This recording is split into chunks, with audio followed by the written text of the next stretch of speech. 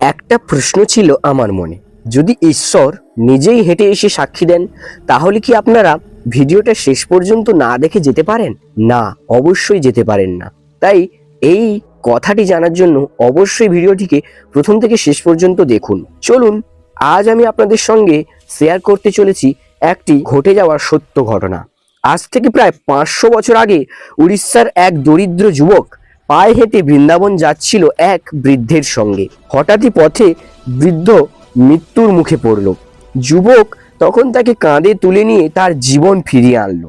বৃন্দাবনে গিয়ে শ্রীকৃষ্ণের সামনে বৃদ্ধ শপথ করে, প্রভু, আমার মেয়েকে এই ছেলেটির সাথেই বিয়ে দেব।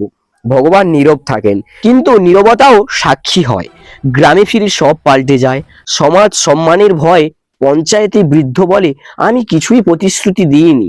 হাসে সবাই, অপমান হয় ভক্তের। লোকেরা বলে, যদি ভগবান সাক্ষী হন তাহলে তাকেই নিয়ে এসো না। কাঁদতে কাঁদতে যুবক ফিরে যায় বৃন্দাবনে। মূর্তির সামনে দাঁড়িয়ে সে বলে, প্রভু, আপনাকেই আসতে হবে। মূর্তি বলে, পাথরের মূর্তি কি হাঁটে? ভক্ত উত্তর দেয়, যে কথা বলতে পারে প্রভু, সে কেন হাঁটতে পারবে না? ভগবান হেসে ফেলেন, ঠিক আছে। কৃষ্ণ বলেন, আমি হাঁটবো, কিন্তু পিছনে তাকাবে না, শুধু আমার নুপুরের শব্দ শুনবে।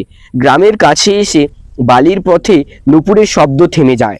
ভয় সন্দেহে সে পিছনে ফিরে তাকিয়ে ফেলে, আর সেই মুহূর্তেই কৃষ্ণ হেসে পাথর হয়ে যায়। ভগবান থেমে যান, কিন্তু প্রতিশ্রুতি নয়। আজও উড়িষ্যার সাক্ষী গোপাল মন্দিরে তিনি দাঁড়িয়ে আছেন, প্রমাণ হিসেবে ভক্তির কাছে ঈশ্বরও হার মানেন। ভালোবাসা যদি সত্যি হয়, ভগবানও হাঁটতে পারেন। রাধে রাধে। এইরকম নতুন নতুন ইন্টারেস্টিং মাইথোলজি ভিডিও দেখার জন্য চ্যানেলটিকে সাবস্ক্রাইব করে বেল আইকনে ক্লিক করে রাখুন।